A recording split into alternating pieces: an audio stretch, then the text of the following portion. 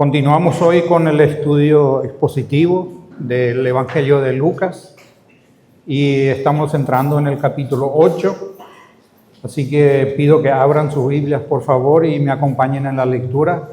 Lucas capítulo 8, desde el versículo 1 hasta el 3. Lucas capítulo 8, versículo 1 al 3. Dice así: Aconteció después que Jesús iba por todas las ciudades y aldeas, predicando y anunciando el evangelio del reino de Dios. Y los 12 con él y algunas mujeres que habían sido sanadas de espíritus malos y de enfermedades. María, que se llamaba Magdalena, de la que habían salido 7 demonios. Juana, mujer de Chuza, intendente de Herodes, y Susana, y muchas otras que le servían de sus bienes. Hasta ahí la lectura. Bueno, es un pasaje bastante breve y a primera vista no comunica demasiadas cosas, pero aún así tiene un contenido muy importante. Este trata de un pasaje que nos muestra cómo Jesucristo produjo una transformación cultural en su época y que después siguió con el cristianismo y que cambió el mundo en muchos aspectos. ¿A qué me refiero? Pues en el mundo antiguo se menospreciaba a las mujeres, las relegaban a un segundo plano. Tenían un montón de limitaciones, restricciones. Las consideraban inferiores a los hombres, lo que hoy todavía ocurre en el Medio Oriente en algunas culturas. Y sin embargo, aquí le vemos a Jesús rodeado de mujeres. Y cuando digo rodeado de mujeres, entiendan que es en el buen sentido de la palabra, por supuesto, sin ninguna conducta inapropiada, todo lo contrario. Él las valora, respeta, les da dignidad, y eso es realmente llamativo para el contexto de aquella época. Y por eso Lucas lo resalta. Jesús incluso elevó a las mujeres y las igualó con los 12 discípulos. Vean cómo termina el versículo 1. Dice, y los 12 con él. Luego inmediatamente en el versículo 2 agrega, y algunas mujeres. Menciona a 3 en particular y añade, y otras muchas. Y eso es muy intencional. Eso es para marcar el contraste entre Jesucristo y los rabinos. Para que entendamos la forma de pensar de los rabinos, escribas, fariseos, solamente escuchen una de las oraciones que ellos decían. Ellos oraban y decían, bendito eres, oh Señor Dios, porque no me has hecho esclavo, ni gentil, ni mujer. Tremendo. Y esa era la cultura general en aquella época. Los escribas y los fariseos incluso evitaban hablar con las mujeres en público. Muchos afirmaban que las mujeres eran incapaces de estudiar correctamente las Escrituras, hasta el extremo que llegaron. Frente a ese contexto, encontramos entonces una verdadera contracultura en Jesucristo. Él puso mucho énfasis en las mujeres y Lucas los destaca más que los otros evangelios. Lucas llega a mencionar a 13 mujeres que no aparecen en los otros evangelios. Acá en nuestro pasaje tenemos una, Susana. Solamente Marcos menciona a una tal Susana. La actitud de Jesús, abierta y acogedora hacia las mujeres, contrasta entonces con las costumbres de aquella época. Jesús las sanaba, se compadecía de ellas, se acercaba a ellas. Lo vimos en el capítulo 7 cuando resucitó el hijo de la viuda de Naín. También el domingo pasado en el pasaje predicó Alcides, cuando aquella mujer entró sin ser invitada al almuerzo y se postró a los pies de Jesús. Pero Lucas va más allá. Ahora nos muestra que Jesús también las invitó a servir en su ministerio.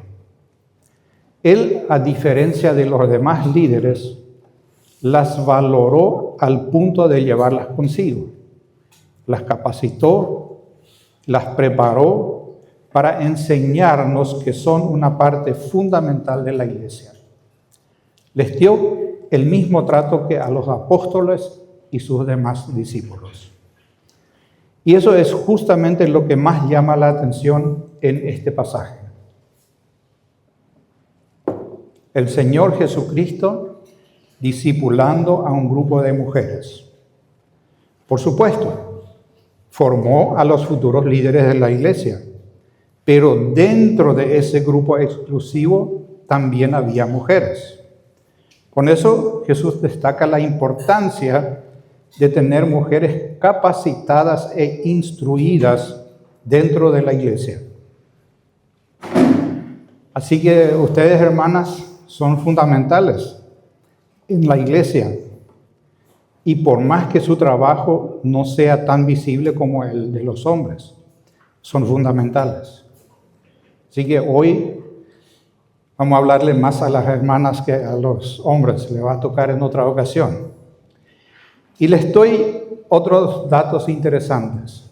Malaquías es el último libro del Antiguo Testamento. Mediante él vino la última profecía del Antiguo Testamento. Después hubo 400 años sin revelación profética.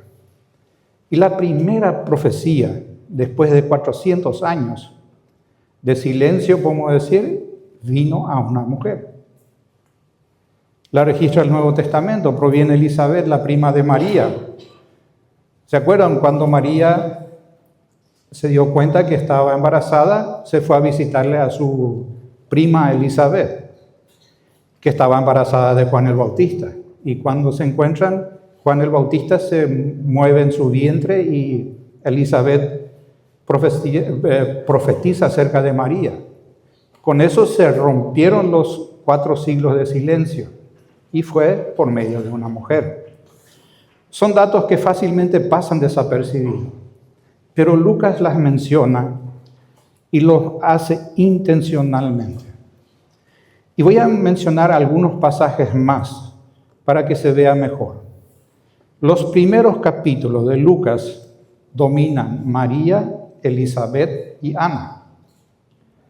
Y así continúa a lo largo de todo el Evangelio. Lucas equilibra el protagonismo de los hombres con el de las mujeres. Al comienzo aparece Simeón esperando a Mesías y junto a él Ana. Siempre un hombre y una mujer. En Lucas capítulo 13 Jesús sana a una mujer en un día de reposo. En Lucas capítulo 14 ocurre algo semejante con un hombre. En Lucas capítulo 15 un hombre pierde una oveja y una mujer pierde una moneda. En Lucas capítulo 18 una mujer es protagonista de una parábola sobre la perseverancia en la oración. La viuda que insiste ante el juez injusto. Después Jesús elogia la fe, la gratitud y el amor de una mujer que unge sus pies. También elogia a María, la hermana de Marta, por su deseo de aprender las cosas espirituales. Todo esto contrasta enormemente en una cultura donde las mujeres estaban excluidas del sistema educativo formal. Jesús, sin embargo, no las excluyó. Así como Jesús fue excepcional en todo lo que él hizo, también lo fue en la manera en que trató a las mujeres. Les otorgó una dignidad y un respeto prácticamente desconocido entre los rabinos de Israel en aquella época. Lucas menciona en nuestro pasaje que había muchas mujeres. No eran solo 2 o 3. Y miren, Lucas fue un historiador muy cuidadoso y muy detallista. Y si él observó de que había muchas mujeres, quiere decir que se trataba de un número considerable de mujeres siguiendo a Jesús. A la hora de la crucificación y resurrección de Jesús, ¿quiénes estuvieron? Fueron mujeres las que tuvieron un papel fundamental. Las que prepararon los perfumes y las especias fueron mujeres. También lo fueron las primeras en irse al sepulcro. Y en nuestro texto aparecen 3, María Magdalena, Juana y Susana. A Susana no la vuelve a mencionar más tarde. Pero María Magdalena y Juana sí, estaban entre las mujeres que fueron al sepulcro y comprobaron que Cristo había resucitado. Ahora, cuando digo que las mujeres fueron menospreciadas, no significa que era cuestión de los judíos solamente. Ocurría lo mismo entre los griegos, los romanos, los esenios, etcétera, etcétera. En todo el mundo se daba el mismo caso. Ahora, eso no era lo que Dios había mandado en el Antiguo Testamento. No sabemos si los judíos copiaron las costumbres de los gentiles o qué pasó, pero lo cierto es que Jesús vino a restaurar la dignidad de la mujer y armonizar con el Antiguo Testamento. En Proverbios, por ejemplo, aparece repetidamente la enseñanza del padre y la madre. Proverbios presenta también a las mujeres como fuente de sabiduría para los hijos, algo revolucionario para aquella época. Totalmente. Miren, lastimosamente siempre el hombre con su pecaminosidad tiende a distorsionar las cosas. Pero Dios le dio un lugar fundamental a la mujer en general. El hecho de que sea llamada ayuda idónea del hombre no significa que es inferior. Todo lo contrario, Dios mismo se presenta en los Salmos como nuestro ayudador. Ser ayuda no implica inferioridad alguna. Así que cuando la Biblia enseña que la mujer debe sujetarse a su marido, eso no es castigo ni inferioridad. Jesús mismo se sujetó al Padre y no era inferior al Padre. Y mediante esa sugestión mostró un amor perfecto hacia nosotros. Por eso, el amor en el matrimonio nunca alcanza su plenitud si uno de los cónyuges lucha contra el diseño que Dios estableció. Dios diseñó un rol para cada uno.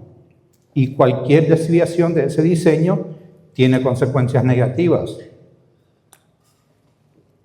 Volviendo a Lucas, vemos que nuestro texto muestra algo más. Estas mujeres servían a Jesús con sus bienes. Ellas contribuían con sus bienes al sostén económico en su ministerio. Y eso abre la puerta a una nueva dimensión. Es muy interesante ver que Jesús tuvo un grupo de mujeres que sostenían económicamente a él y los 12 discípulos. Miren, todos ellos habían dejado sus trabajos espontáneamente para seguir a Jesucristo. Y eso ya es algo muy notable. Y sin embargo, no les faltó nada, porque estas mujeres les servían con sus propios bienes.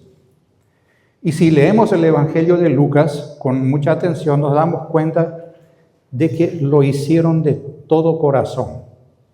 Lo hicieron por gratitud y por amor. Esa siempre es la manera correcta de acercarse uno a Jesús y de servirle en su obra. nunca por compulsión, por obligación, sino por gratitud. Y eso conecta incluso con el relato anterior, el sermón del domingo pasado, ese evento donde la mujer entra en la casa del fariseo. Es un ejemplo de cómo servir a Jesús, por amor, por agradecimiento, porque Él nos amó y se entregó primero. Juan dice que nosotros amamos a Dios porque Él nos amó primero. Nosotros respondemos con gratitud a la gracia de Dios. Ahora, en este corto relato sobre las mujeres, Lucas nos muestra también un resumen del ministerio de Jesucristo mismo. En el capítulo anterior, el 7, nos presentó varios cuadros relacionados con la fe. Vimos al siervo del centurión, también vimos a la viuda que perdió a su hijo y cómo Jesús lo resucitó. Después mencionó a Juan el Bautista y finalmente el relato de aquella mujer pecadora que derramó amor y gratitud sobre los pies del Señor Jesucristo. Aquí al comienzo del capítulo 8, Lucas hace una pequeña pausa para resumir el ministerio de Jesús antes de avanzar en su relato. Y este resumen nos dice mucho más de lo que parece a simple vista. Dice en el versículo 1, aconteció después que Jesús iba por todas las ciudades y aldeas, predicando y anunciando el evangelio del reino de Dios. Y los 12 con él y algunas mujeres. El énfasis, evidentemente aquí, es el trabajo incansable de Jesús anunciando el evangelio. Bueno, para eso Lucas escribió su evangelio y los demás también.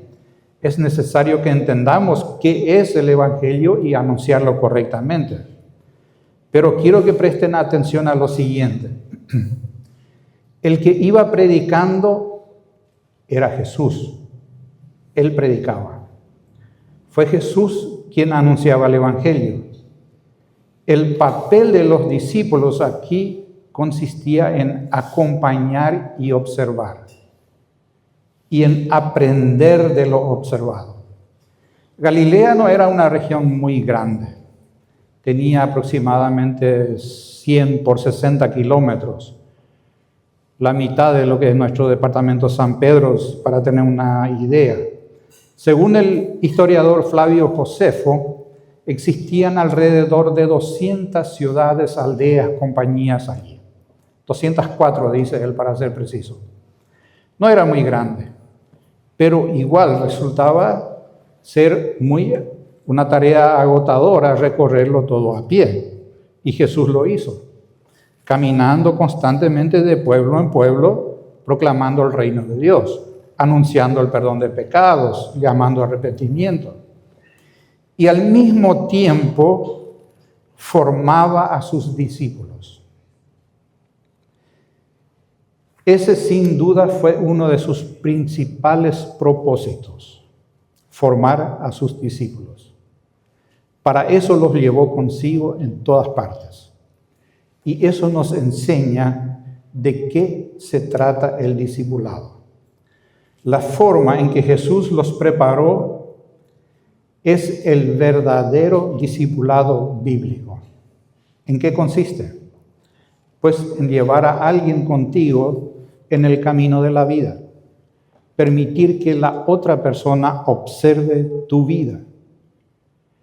Esto es muy importante y rompe con aquello que nosotros generalmente entendemos bajo el término discipulado. Miren, escuché personas decir lo siguiente: en mi iglesia nadie me discipula. Ese concepto, bueno, ¿de dónde viene? Y quiero analizar un poquitito. Pues generalmente asociamos el concepto del discipulado a una reunión semanal donde el discipulador se reúne con el discípulo para enseñarle un material específico. Y está correcto hacerlo. Está muy bien. Absolutamente nada en contra, todo a favor. Pero cuando examinamos los evangelios, descubrimos que Jesús no hizo exactamente eso, sino algo mucho más profundo. Él llevó a sus discípulos a caminar con Él. Aprendía de Él en primera persona. Miren, yo también hice el discipulado personal donde estudiamos un librito predeterminado una vez por semana. Ahora, haciendo memoria, no fue precisamente esa persona que me enseñó ese librito, ese material, la que más influenció en mí. Con eso yo no menoscabo a la persona que dedicó su tiempo para enseñarme. Todo lo contrario, lo hizo con la mejor intención, con un propósito sincero. Pero fueron otras personas piadosas que me impactaron realmente con sus vidas. Personas que yo observaba, analizaba sus vidas y trataba de apropiarme de aquello que me pueda guiar en el camino de la fe. Y ese es, como decimos, el caracú, es la médula espinal del discipulado. Y la responsabilidad es individual. Cae sobre cada uno de manera particular. Con este desafío, especialmente a los jóvenes, deben buscar aprender de otros. Uno debe acercarse a personas maduras en la fe. Uno debe observarlas. Hay cosas que no se aprenden en un material, no se aprenden en un librito, tampoco se aprenden en una clase formal, sino como que uno las atrapa, se perciben observando la vida de otra persona. Uno se apropia de ellas observando cómo esa persona gestiona X problema en la vida y de repente como que se nos cae la ficha. Entonces, si realmente querés crecer en el Señor y ser su discípulo, debes buscar a alguien digno de imitar, alguien maduro en la fe, alguien que ame al Señor, alguien que sea un buen esposo, un buen padre, un buen siervo de Dios. Jesús dijo, por sus frutos los conoceréis. Acércate, observa su vida, escucha sus comentarios acerca de diferentes situaciones, hacerle preguntas. Ahora, no busques que Él te solucione tus problemas, sino que te ayude a pensar bíblicamente para que vos puedas solucionar tus problemas. Pablo dijo en Filipenses 3:17, hermanos, sed imitadores de mí y mirad a los que así se conducen según el ejemplo que tenéis en nosotros. De eso se trata. Esa es la forma de ir aprendiendo a manejar los problemas en la vida espiritual. Ahora, por supuesto, vamos a descubrir que esa persona no es perfecta. Nadie lo es, excepto Jesucristo. Pero si esa persona es humilde y reconoce sus defectos, esa su humildad también te debe enseñar. Forma parte del aprendizaje, la humildad. Así es el discipulado. Uno observa y aprende. Y eso fue exactamente lo que hizo Jesús. Por supuesto, no todos sus discípulos terminaron bien, vamos a decir, Judas es el ejemplo de que no todo esfuerzo produce el resultado esperado, pero los demás sí aprendieron, porque observaron a Jesús por el camino. Y hay un dato interesante que pasa desapercibido.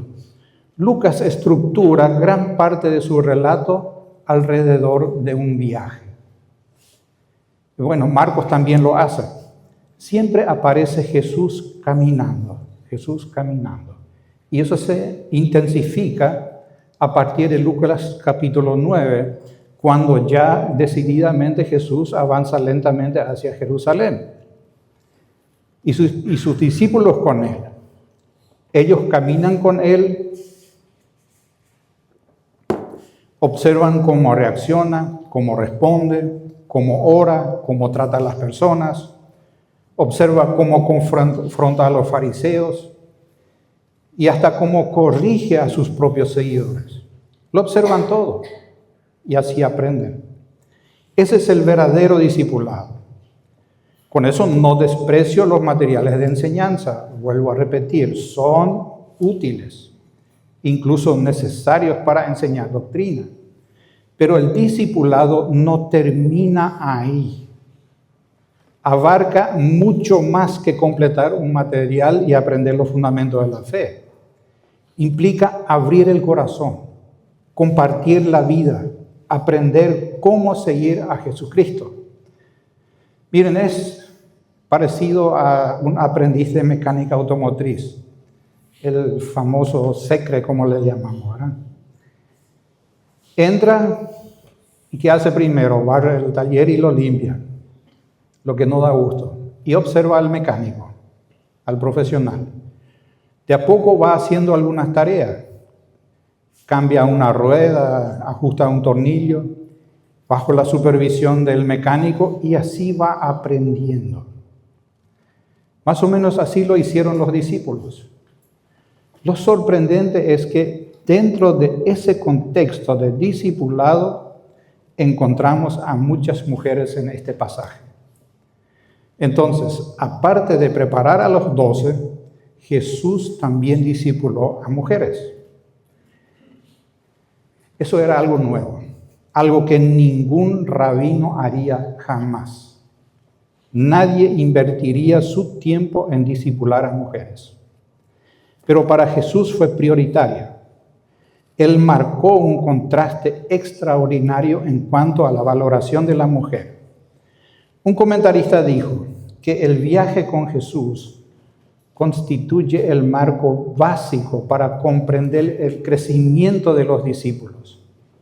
Ellos crecieron viendo, escuchando, preguntando, equivocándose, siendo corregidos. La Biblia nos muestra algunas situaciones. Una es cuando quisieron expulsar a un demonio y no pudieron, ¿se acuerdan?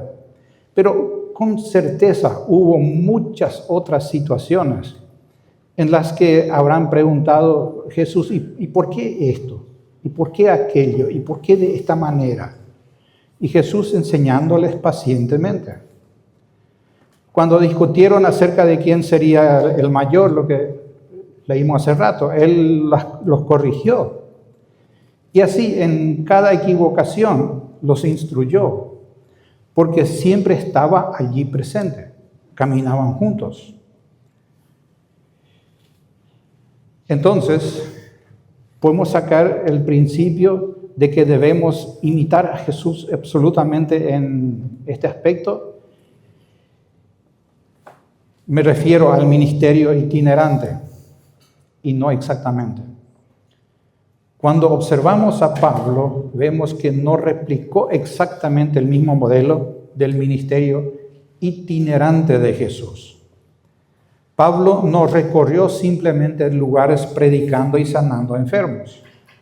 Su énfasis principal era establecer iglesias sostenibles.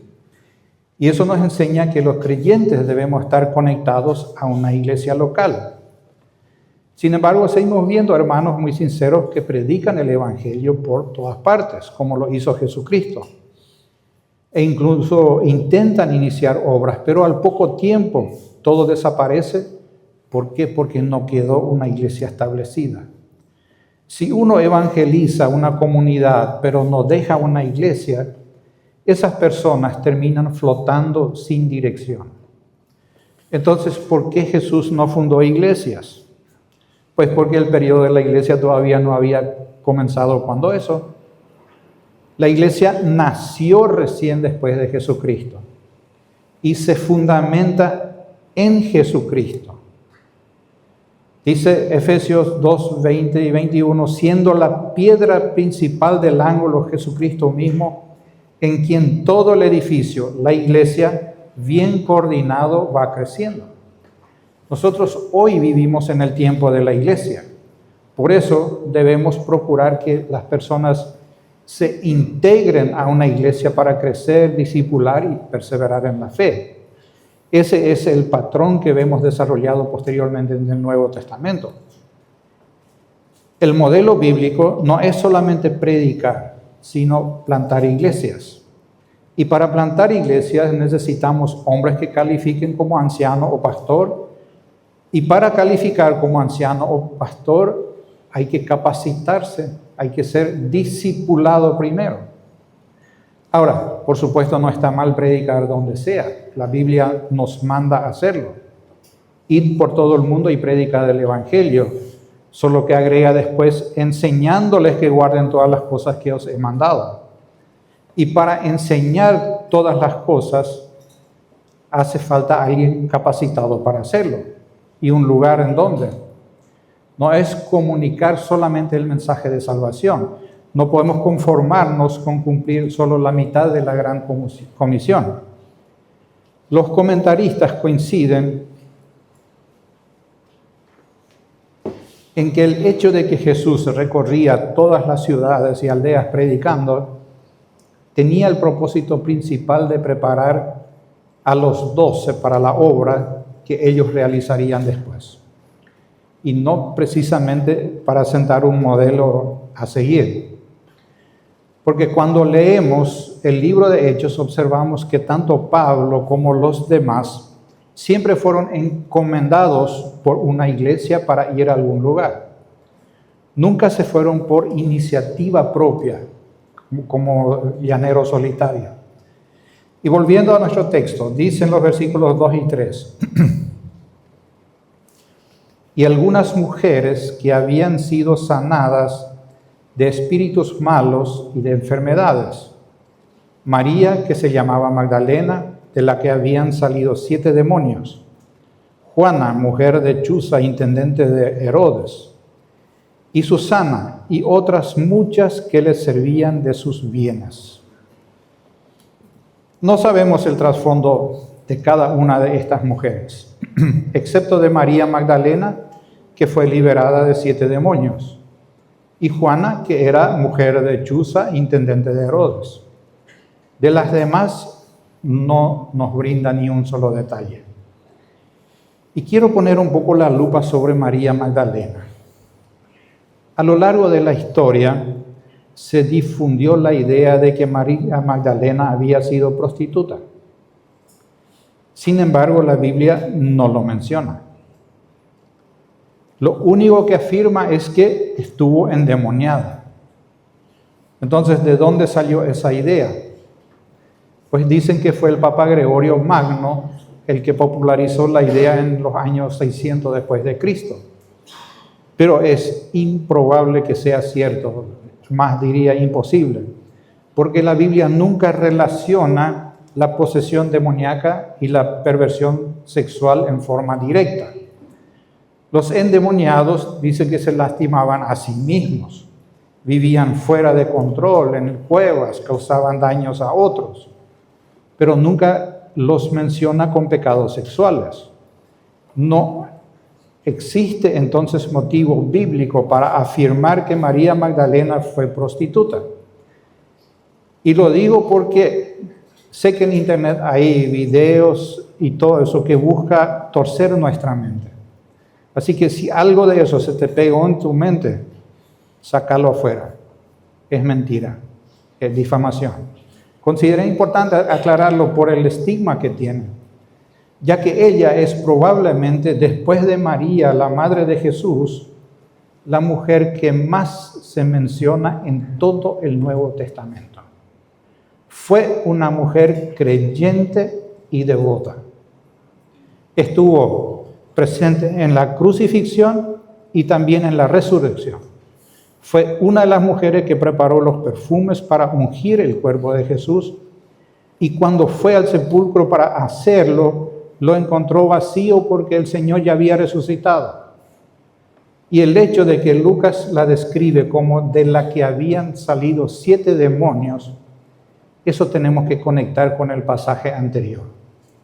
Esa mujer que entró y derramó el perfume sobre los pies de Cristo, a quien mucho se le perdona, mucho ama. Sin duda, describe a María Magdalena también. Probablemente dice que fue viuda o soltera, porque la vemos acompañando a Jesús constantemente. Ahora, de Susana no sabemos nada. Se cree que pudo haber sido una viuda piadosa, muy conocida en aquella sociedad. No se sabe. Porque seguir a un maestro itinerante como Jesús implicaba un costo enorme en todos los sentidos. Sería contradictorio pensar que una mujer abandone a su esposo y a sus hijos irresponsablemente para seguir a Jesús por todos lados. Jesús mismo no aprobaría algo así nunca. Eso vemos en el ejemplo de María, la mamá de Jesús. Miren, la mamá de Jesús, podemos decir, tenía todo el derecho de acompañarlo por todos lados, ¿verdad? Y sacar pecho. Yo lo crié, yo lo vi crecer, ese es mi hijo, yo soy su mamá. Nunca lo hizo, nunca. María desaparece de la escena durante gran parte del ministerio público de Jesús. ¿Por qué? Tenía responsabilidades familiares, tenía otros hijos que atender. Porque probablemente para ese tiempo se cree que ya era viuda, que José ya había muerto, porque en la cruz Jesucristo la encomienda al cuidado de Juan. Por eso entendemos que María probablemente era viuda en ese tiempo y que tenía deberes que cumplir. Pero estas mujeres que menciona Lucas, en su mayoría parece que acompañaron a Jesús de manera permanente. Lo interesante es el caso de Juana, mujer de Chuza, administrador de Herodes. Y hasta parece algo irónico que esté en este grupo de mujeres. Porque su marido era intendente, o sea, era el administrador, funcionario importante de la corte de Herodes Antipas. Era nada más y nada menos el administrador de los bienes de aquel que mandó decapitar a Juan el Bautista.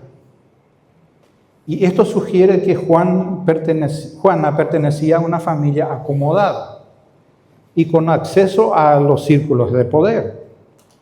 Y me supongo que la corte herodiana estaba enterada de eso, porque Herodes incluso quiso ver a Jesús, pero por curiosidad, lo menciona Lucas en el capítulo 23, 8. Impresionante, ¿verdad? Impresionante. Una mujer vinculada directamente al departamento administrativo de Herodes se convierte en discípula de Jesús. Y surge una pregunta. ¿Chuza, su marido, también era creyente? No sabemos. La Biblia no lo dice. Pero los comentaristas proponen dos posibilidades. Primero, que Chuza también fue creyente y que por eso aprobó las acciones de Juana, su esposa. Y la otra posibilidad es que si no fue creyente, por lo menos toleró la fe de su esposa y permitió que ella lo apoye con sus bienes. Pero miren, todo esto es especulación, es tratando de aclarar el panorama y meternos en la historia, porque las escrituras guardan silencio. Sin embargo, ahí está Juana siguiendo a Jesús. Es un hecho. Y eso muestra también cómo el evangelio alcanza a todos los estratos sociales. Es importante destacar, el evangelio debe predicarse a toda clase de personas. Ciertamente, los pobres generalmente se abren más, están más predispuestos a escuchar, pero personas ricas, que uno piensa que lo tienen todo, también se sienten vacías por dentro y terminan creyendo. Hay que predicarle a todos. Y Juana incluso reaparece más adelante, igual que María Magdalena, pero Susana desaparece del relato.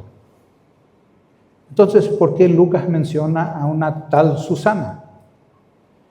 ¿Qué importancia tiene su nombre? Pues para enfatizar que el evangelio alcanza a toda clase de personas, ya que aquí tenemos a una mujer que a todas luces venía de la pobreza, del rechazo social, María Magdalena. Después, una mujer rica e influyente, Juana.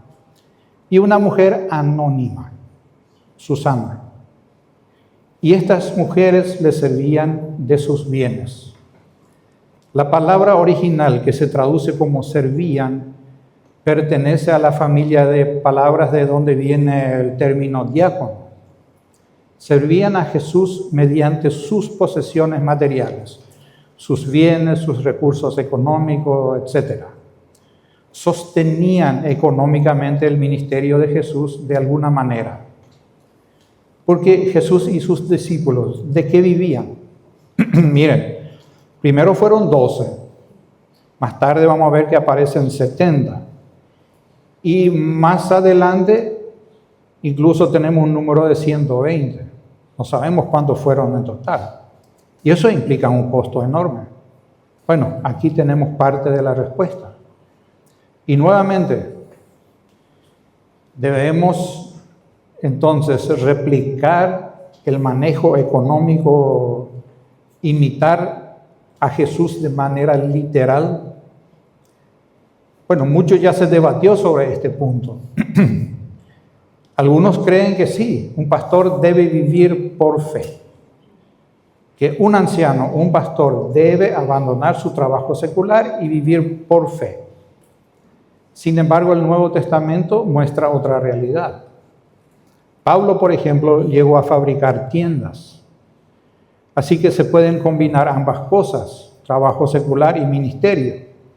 Otros utilizan este tipo de textos para sacar otras aplicaciones y exigen o sugieren que un pastor debe vivir en condiciones precarias, como si eso fuera una virtud espiritual. Y ahí el pobre pastor sobrevive apenas mientras sus miembros de la iglesia viven cómodamente. No es correcto. Si una iglesia puede sostener el trabajo de un pastor a tiempo completo, debe hacerlo. Porque todo trabajo se debe honrar. Y el trabajo del pastor incluso es sin horario. Trabaja más horas extras que otros. Jesús ciertamente no trabajó con sus manos durante su ministerio público, pero recorrió Galilea de punta a punta. Imagínense visitar más de 200 ciudades y aldeas. Fue un ejemplo extraordinario. Jamás dejó de trabajar. Por eso debemos ser muy cuidadosos y no tomar un versículo aislado para convertirlo en una regla universal. Un pastor decía, cualquier texto fuera del contexto es un pretexto. Y tuvo mucha razón, es muy cierto. La Biblia se interpreta con la Biblia. Pero si alguna vez te preguntaste de qué vivían Jesús y sus discípulos, aquí tenés una parte de la respuesta. Vivían de la generosidad de varias mujeres. Bastante llamativo, ¿no? Algunas ricas, otras probablemente no. Algunas contribuían económicamente, otras habrán ayudado de otras maneras. No sé, cómo imaginarnos nuevamente, preparando la comida, lavando la ropa, surciendo la ropa, atendiendo a los que se enfermaban, no sabemos.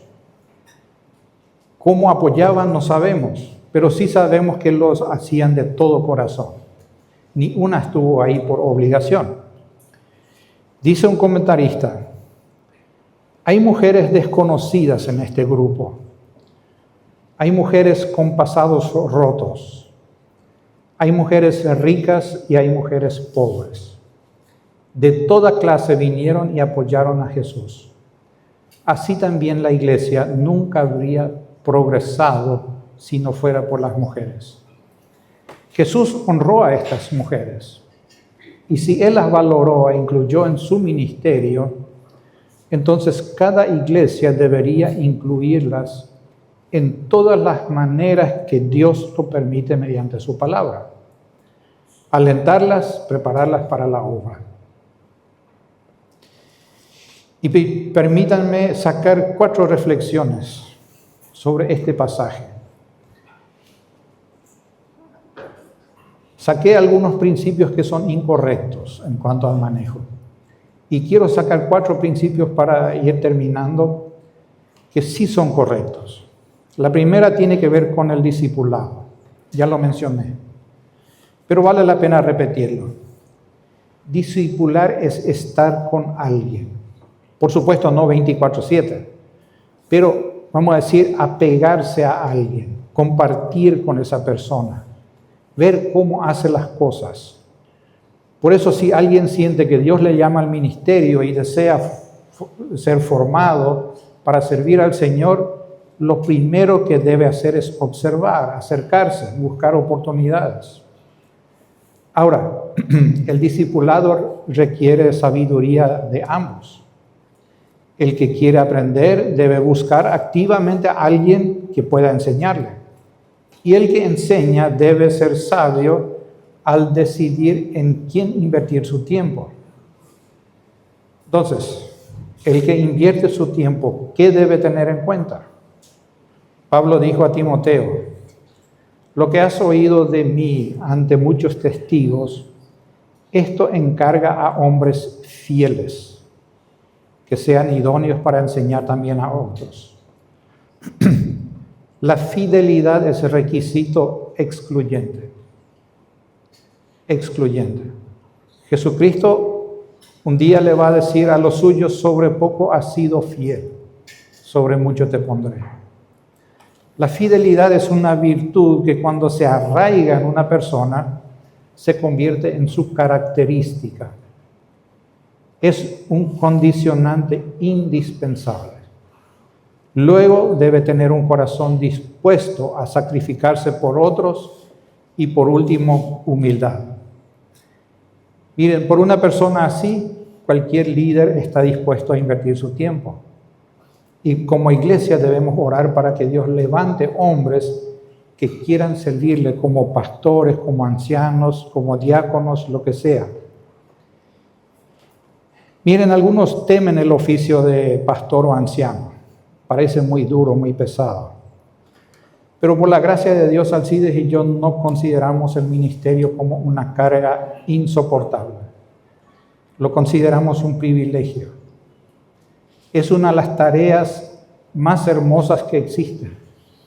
Ver cómo Dios transforma a personas con su palabra es un honor. Porque es Dios quien lo hace todo, no nosotros. Dios convence de pecado, persuade a la persona, transforma, regenera a las personas. Nosotros simplemente procuramos ser fieles a su palabra. Y el discipulado se trata de eso. Es un viaje en la presencia del Señor Jesucristo, viendo cómo Él hace su obra. Y Jesús invita a hombres y mujeres por igual a participar en este viaje. La segunda observación sobre este pasaje es que todo lo que hacemos para el Señor debe hacerse por gratitud. Estas mujeres daban lo que tenían, servían con sus bienes, o de sus bienes, dice.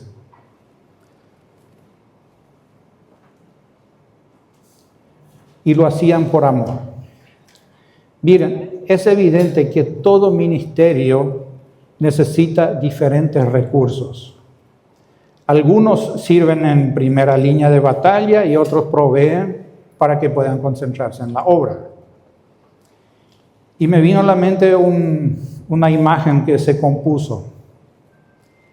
Y en esa imagen había 2 fotos. La foto de un crucero y la foto de un barco de guerra.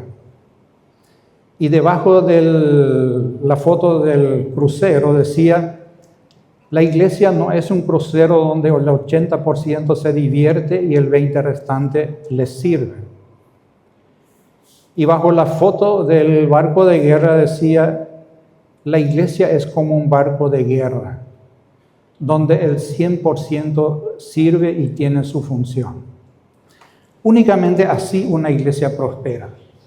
El pueblo de Dios debe entender que alguien tiene que sostener la obra. Aquí en el pasaje fueron las mujeres quienes lo hicieron. Que Dios nos ayude a seguir madurando en esa área, porque siempre alguien debe proveer para que un ministerio funcione saludablemente. Así que cuando pasa la bolsita de la ofrenda, sepan que es por eso, para que la obra continúe avanzando. Y llegamos a la tercera observación. Jesús tuvo discípulas, tuvo mujeres que aprendían de él. Eso fue absolutamente revolucionario para su época. Ningún rabino hacía algo semejante, como ya dije. Sin embargo, Jesús sí. Y sorprende mucho cómo Jesús manejó todo ese grupo. Porque en ninguna parte encontramos una sola acusación legítima contra él en ese aspecto. Y si hay, es mala intención, difamación. Ni siquiera en el ámbito extra bíblico se le acusa de conductas impropias con las mujeres. Incluso Flavio Josefo, que era un respetado y hasta hoy sigue siendo un respetado historiador judío del primer siglo, no menciona nada en sus escritos. Y él escribe sobre Santiago, sobre Juan el Bautista y sobre Jesucristo. Y conste que no fue creyente. Y si se hubiera sospechado algo de Jesucristo, pero lo habrían mencionado con letras mayúsculas. Entonces todo esto habla de su pureza, de su sabiduría y de su integridad. Y sobre todo muestra cuán diferente era de los rabinos. Ellos incluso enseñaban que no se debía hablar mucho con las mujeres para no hacerse daño uno mismo. Consideraban que las mujeres son las responsables de despertar la lujuria de los hombres y de llevarlos al pecado. Hermano, eso nos dice la Escritura. La raíz del pecado está en el corazón humano cada uno. El problema no está afuera, el problema está acá adentro. Y precisamente por eso resulta extraordinaria la actitud de Jesús hacia las mujeres. En un mundo lleno de prejuicios, Él las trató con dignidad. En una cultura que las marginaba, Él las incluyó en el aprendizaje. Él las discipuló. Y eso debemos hacer nosotros. Claro, con ciertas distancias y ciertos límites, como hizo Jesús, pero con sabiduría. Y eso no es por sospecha hacia ninguna hermana de la iglesia, sino por prudencia. En fin, cada uno debe ocuparse de su propio corazón. Pero el modelo que encontramos aquí es el ideal. La iglesia debe servir al Señor hombro a hombro. Hombres y mujeres, ricos y pobres, quebrantados y fuertes. Los más instruidos junto a los menos instruidos. Y así podemos continuar, todos juntos. Porque somos una familia. Somos hijos de un mismo Dios, sirviendo a un mismo Señor. Y esto nos lleva a una cuarta observación. Las razones prácticas por las cuales Jesús discipuló a las mujeres. Y surge una pregunta que siempre ronda por ahí. Si Jesús incluyó a mujeres, ¿por qué Dios, mediante su palabra, la Biblia, restringe ciertos aspectos del ministerio femenino? ¿Por qué la Biblia enseña que las mujeres no deben ejercer autoridad pastoral sobre los hombres? Pues no porque los rabinos lo enseñaban, o por machismo en absoluto, sino por un principio teológico. Y ese principio se remonta a la creación misma. Mucho antes de cualquier cultura humana, inicia directamente con Adán y Eva. Y cuando un argumento bíblico se remonta a la creación, nos indica que estamos ante un principio universal y no meramente cultural. En 1 Corintios 11, 7 al 9, Pablo explica la autoridad y el orden establecido por Dios en la creación. Él no basa su argumento en una costumbre cultural de Corinto, sino que retrocede hasta Génesis 2 para mostrar que Dios estableció un orden en la creación. El hombre fue creado primero, la mujer después y como su ayuda idónea. Dios estableció roles.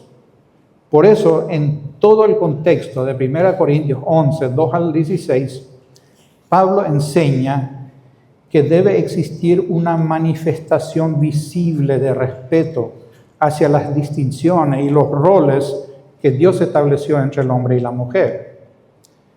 El hombre lidera, la mujer acompaña, pero ni uno es más importante que el otro. Lo dice el versículo 11. Pero en el Señor, ni la mujer es independiente del varón, ni el varón independiente de la mujer. Ni uno vale más que otro. Simplemente cumplen diferentes funciones dentro del diseño de Dios. Pablo, interesantemente, vuelve al mismo tema en 1 Timoteo 2, del 11 al 15. Y llama mucho la atención cómo termina ese pasaje. Dice que la mujer se salvará engendrando hijos. Por supuesto, ahí no habla de la salvación eterna, no habla de la salvación del pecado. Lo que hace en este pasaje es destacar el enorme valor del rol que Dios le dio a la mujer. Aquí menciona la contribución más valiosa que una mujer puede ofrecer a la sociedad: formar la próxima generación. Dios equipó a la mujer de una manera excepcional para una tarea noble: criar hijos, educarlos, disciplinarlos, discipularlos, transmitirles la fe. Y esa no es una tarea pequeña. Esa es una tarea gigantesca y una responsabilidad enorme. Y se lleva a cabo ahí en la casa, generalmente entre 4 paredes, donde nadie ve el sacrificio. Pero el impacto en la sociedad de una mujer piadosa criando hijos es inmensurable, gigante. Por eso Satanás procura tanto en destruir ese modelo y desactivar eso. Y miren, pensando en esto me llevó a una reflexión. La gran discusión entre hombres y mujeres, entre el feminismo, machismo, todo lo que hoy hay en el mundo, nunca gira alrededor del servicio.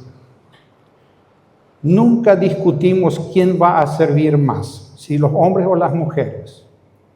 ¿Quién va a sacrificarse más? ¿Quién va a amar más? No. La discusión suele girar alrededor del poder, la autoridad, de quién ocupa determinada posición. Y ese es el ego trabajando a cara descubierta. No son solamente las mujeres, no, somos los hombres y las mujeres, hacemos exactamente lo mismo. Generalmente buscamos una posición, buscamos autoridad, reconocimiento, y no servir y sacrificarnos como lo hicieron estas mujeres. Dando ejemplo, la autora Ruth Harms Calkin, espero pronunciar bien su nombre, en su libro Desafío a Servir, escribió un poema titulado Dímelo otra vez, Señor. Y quiero leer una parte, dice así: Tú sabes, Señor, cómo te sirvo con gran fervor emocional bajo los reflectores. Tú sabes con cuánto fervor hablo por ti en el club femenino. Tú sabes con cuánto entusiasmo promuevo un grupo de compañerismo. Tú sabes mi entusiasmo genuino en el estudio bíblico.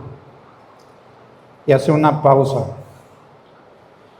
Y dice, pero me pregunto, ¿cómo reaccionaría yo si me mostraras un recipiente con agua y me dijeras que lave los pies encallecidos de una anciana encorvada y arrugada, día tras día, mes tras mes, en una habitación donde nadie lo viera y nadie lo supiera?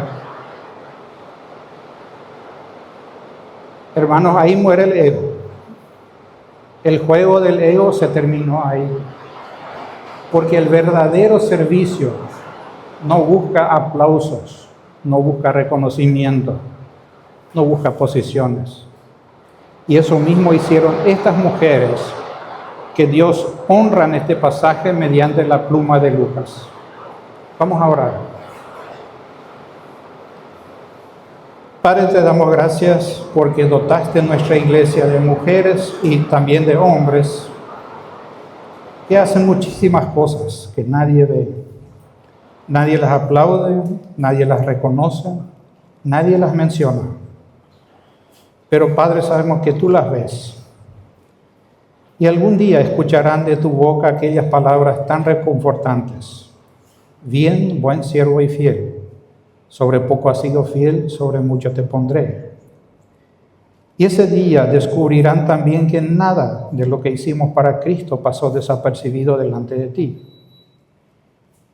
Ayúdanos a combatir nuestro egoísmo, Padre, y a servirte con un corazón agradecido y con aquellos recursos y dones que tú nos diste.